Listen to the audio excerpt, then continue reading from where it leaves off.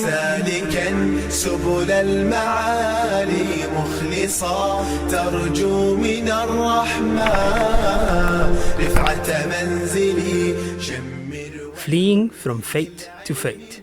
40 ahadith on contagion and pandemics by Mufti Muhammad Taha Karan. Chapter 2. Preventative Measures. Hadith number 12. Covering the face when sneezing.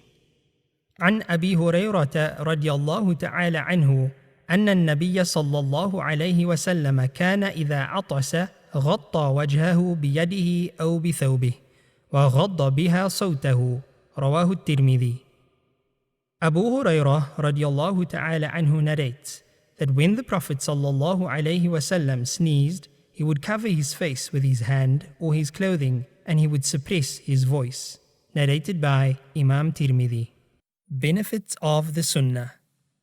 The habits and manners of Rasulullah sallallahu alayhi wasallam are filled with wisdom and benefit, some of which we understand, while others reveal themselves in the fullness of time.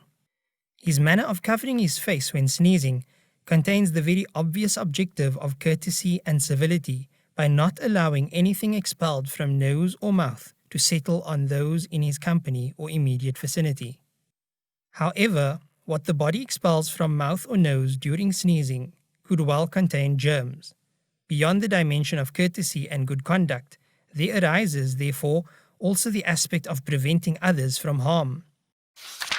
By covering his face when sneezing, our Nabi sallallahu alayhi wasallam was practicing what he preached when he said, "La darar wa la dirar," harm neither yourself nor another.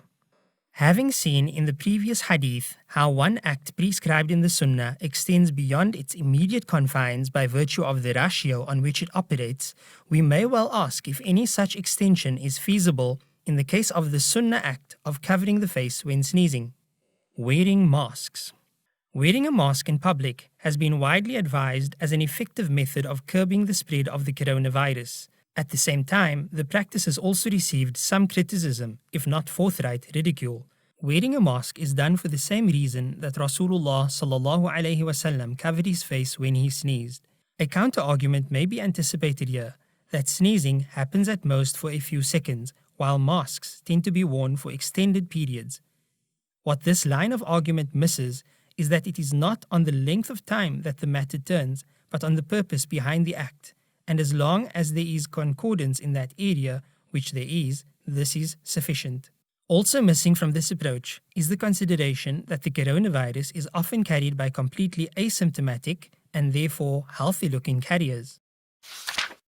Add to this the extent to which the virus has by now spread, and you have a situation where anyone you meet and speak to could be a carrier. These considerations alone should suffice to create at least some tolerance for those who wear the mask.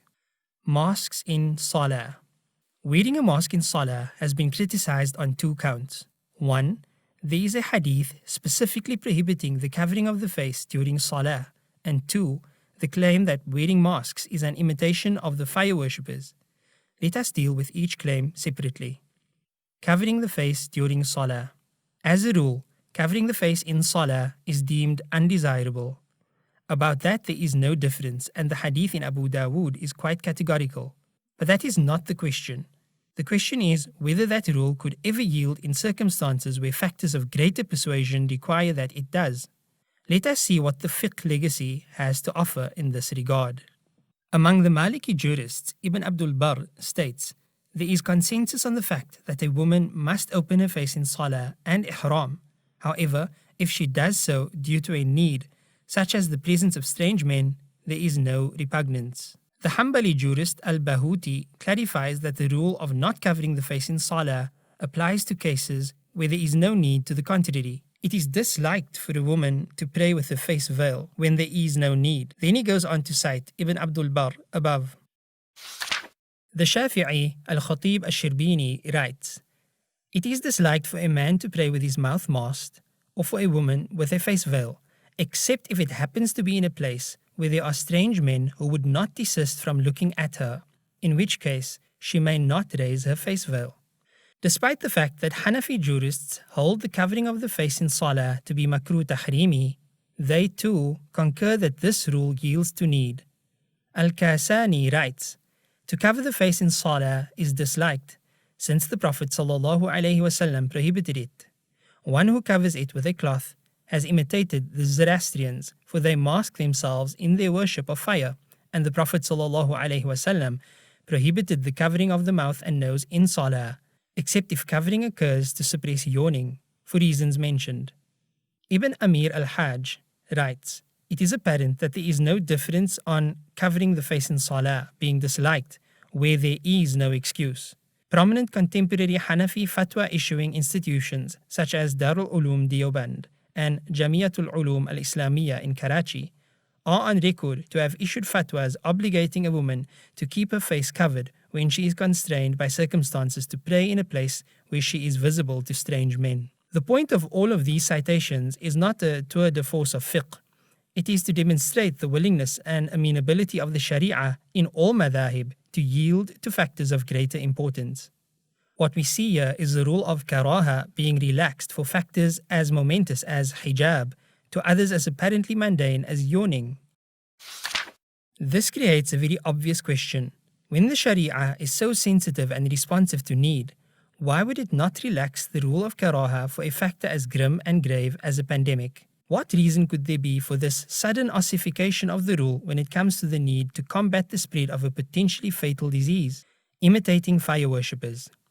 Again, we must begin with a basic fact that ought to have been self-evident. The manner in which the rules apply under normal circumstances simply cannot be compared to the way in which they must be applied in abnormal situations. Equating the normal with the abnormal is not correct and proper fiqh. If anything, it is an aberration of fiqh.